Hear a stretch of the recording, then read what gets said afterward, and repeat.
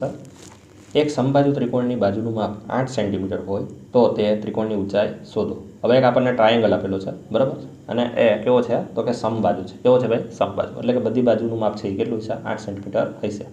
તો આ ત્રિકોણની આપણે અહીંયા ઊંચાઈ શોધવાની છે। તો ઊંચાઈ એટલે કે આ જે આપણે વેધ છે, બરાબર છે, એ આપણે અહીં શોધવાનો છે।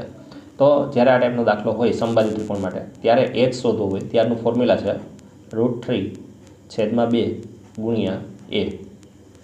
શું છે ફોર્મ્યુલા? √3/2 ગુણ્યા એ।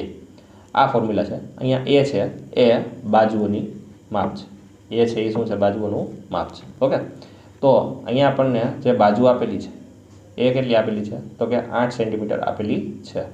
8 સેન્ટીમીટર આપેલી છે। હવે આપણે 8ના 2 સરખા ભાગ પાડીએ તો કેટલા ભાગ આવશે? 4। કેટલા આવશે? 4। તો 4 ગુણ્યા √3 કરવામાં આવે તો કેટલા થઈ જશે? 4√3। કેટલા આવશે? 4√3 સેન્ટીમીટર।